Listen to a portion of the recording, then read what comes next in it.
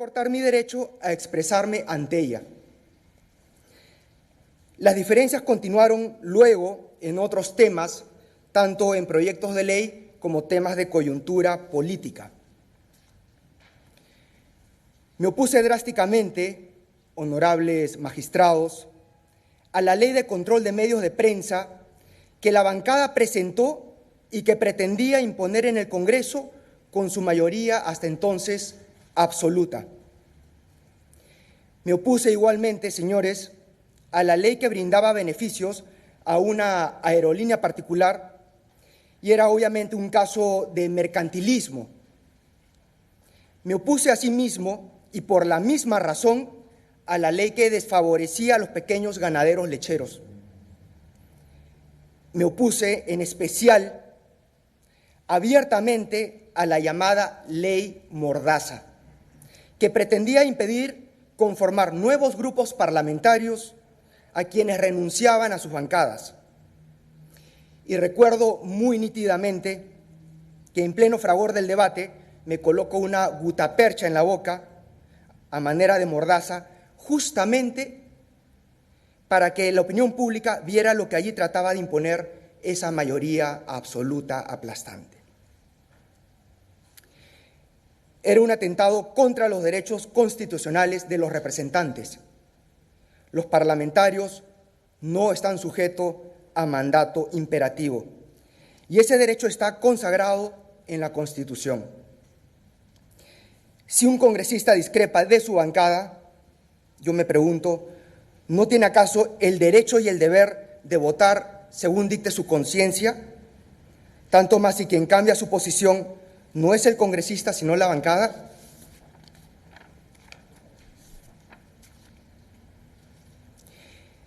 El proyecto buscaba convertir a los discrepantes en zombis parlamentarios. Ellos estarían impedidos de presentar proyectos de ley, integrar comisiones parlamentarias. En otras palabras, las funciones del congresista iban a ser totalmente amputadas. Me opuse igualmente al demagógico proyecto de ley a favor de la pena de muerte y fui expresamente en contra de la decisión de la bancada de censurar al gabinete del ex premier Fernando Zavala. Me levanté de mi escaño y atravesé todo el hemiciclo para darle la mano ante la prensa nacional y así respaldando el voto de confianza. Desde el verano del 2017, principios del 2017, mucho antes de cualquier pedido de vacancia, apoyé hombro a hombro al Ejecutivo durante el fenómeno del Niño, sin pedir absolutamente nada a cambio. Jamás se negoció el indulto porque el expresidente Pedro Pablo Kuczynski ya lo tenía decidido y así lo expresó públicamente muchísimo antes de cualquier pedido o contexto de vacancia. De todo lo anterior, dejé pública constancia en artículos periodísticos y declaraciones publicadas en todos los medios importantes impresos, sin excepción. Por pensar diferente, como es mi derecho, tuve que atravesar el calvario de 2 procesos de disciplina que la bancada de Fuerza Popular me abrió en la interna.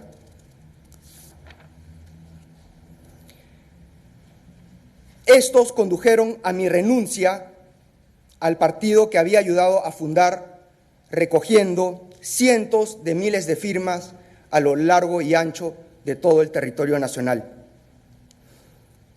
Ya casi a finales del año 2017, honorables magistrados, comenzó la tormenta en la que la bancada se proponía, con su mayoría absoluta, vacar la presidencia de la República y remover del cargo a un presidente constitucional por meras pugnas de poder.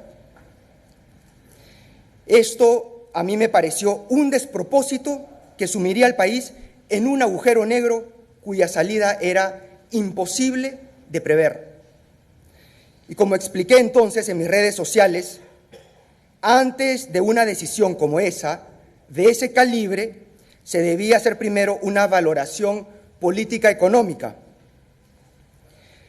de los resultados que esa decisión podía acarrear. Porque según medios especializados, el solo hecho de presentar una moción de vacancia significaría una caída del 0.5% del PBI.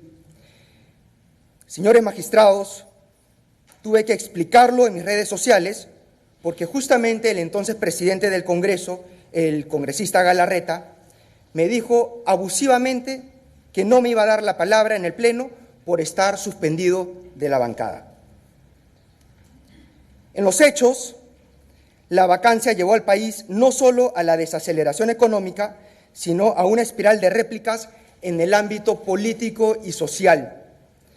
El conflicto, este pugilato entre el Congreso y el Ejecutivo, terminó momentáneamente con la renuncia del presidente de la República. Pero esta sería seguida luego por la disolución del Congreso y una nueva vacancia presidencial. Hasta hoy se prolonga esta pugna que no tiene fin y que desemboca ya en el tercer intento de vacancia en el último año y medio. Aún continúa la resaca que generó aquella decisión hace 5 años atrás. En cuanto al caso concreto que viene analizando este juicio oral, los hechos, señores magistrados, son el producto de un ardid cuyo origen se remonta a los sucesos del año 2017 antes mencionados. El objetivo de la emboscada artera fue evitar perder la mayoría absoluta en el Congreso de la República. El señor Moisés Mamani jamás entregó a la Fiscalía los videos originales. Más bien, decidieron hacer una conferencia de prensa con todos los congresistas de Fuerza Popular para visualizar un video editado maliciosamente que incluía las 2 reuniones, la del 15 y la del 20 de marzo del 2018, precisando que no existió reunión el día 15 porque para llevarse a cabo se necesitaba la anuencia de ambas partes. Por el contrario, se corrobora que es el propio Mamani quien decide unilateralmente buscarme. Es decir, yo jamás lo busqué. Con respecto a la reunión del 20 de marzo, niego categóricamente haber participado en esa reunión, ya que ni sabía de su existencia, por lo que la Fiscalía no ha podido demostrar vinculación alguna de mi parte en la misma. Y lo que entregó fue un video editado y subtitulado como si fuera una película de streaming. Esa acción mediática, honorables magistrados, tenía el único objetivo de atacar mi credibilidad. Ese mismo día, el 20 de marzo por la mañana, compré el kit electoral para fundar un nuevo partido político. Obviamente el hecho era muy significativo. Las bases se dividirían y Fuerza Popular necesitaba esa mayoría absoluta dentro del Congreso. Es por esa razón que buscó la destitución de 3 congresistas, ahora procesados y que serían reemplazados en el futuro por sus accesitarios. A este fin, la bancada pretendió también inhabilitarme para cualquier cargo público y de esa forma convertirme en un eunuco político. La inhabilitación fracasó porque Fuerza Popular no obtuvo los votos necesarios. Se propuso entonces nada menos que expulsarme del Congreso, violando procedimientos del debido proceso. Así, en el debate del 5 de junio, por supuesta infracción constitucional, Fuerza Popular no tenía los votos que exige la ley. Me pregunto entonces, ¿qué hizo Fuerza Popular? Violar el artículo 100 de la Constitución y violar el artículo 89, inciso I, del Reglamento Interno del Congreso, que indica sin margen de duda que los integrantes de la Comisión Permanente deben de abstenerse de votar. Ignorando esos artículos, los integrantes de la Comisión Permanente votaron para poder alcanzar el número de votos necesarios para poder sancionarme. Lo mismo hicieron en el debate del 7 de junio por antejuicio político, porque no tenían los votos requeridos por ley. Ese Congreso quiso inhabilitarme, pero no lo pudo lograr. Hoy, la Fiscalía retoma el objetivo de Fuerza Popular de querer inhabilitarme y ahora busca privarme ilegalmente de mi libertad, planteando una tesis sin fundamento alguno. Señores magistrados,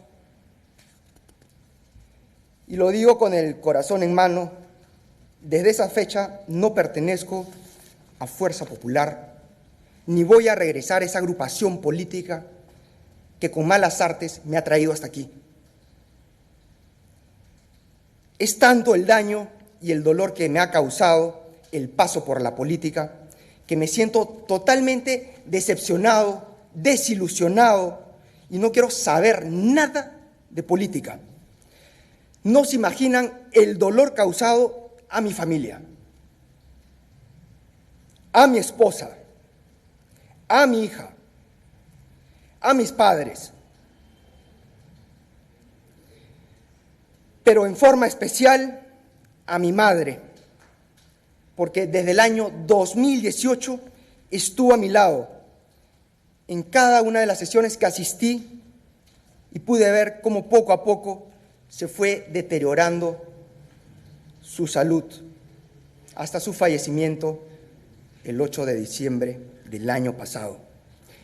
Aunque no esté presente físicamente aquí, sé que mi madre está dentro de mí, en mi corazón. La siento conmigo.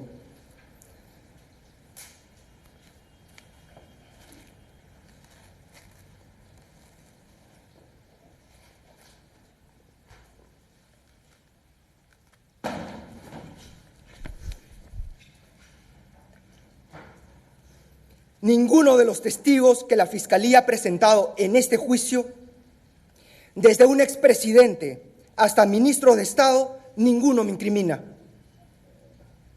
Honorables magistrados, las acciones presentadas por la Fiscalía no calzan con ningún delito penal. Son indicios que no han podido ser confirmados en ninguna etapa del proceso. Nunca hubo de mi parte algún ofrecimiento de obras a cambio de votos en contra de la vacancia, así como tampoco hubo negociación del indulto, ni tuve injerencia alguna en la ampliación de la ley de presupuesto, porque eso era competencia de la Comisión de Presupuesto del Congreso de la República. El señor Mamani jamás entregó la fuente original del video que él ofrece y donde, según él, aparezco yo. Y en lo poco que hay, no se aprecia ningún tipo de ofrecimiento, negociado o acto irregular que pudiera ser considerado delito, ya que los videos han sido totalmente manipulados, editados, con cortes abruptos, puestos a disposición de Fiscalía en un DVD después de 22 días. Todos los peritos oficiales así lo han confirmado.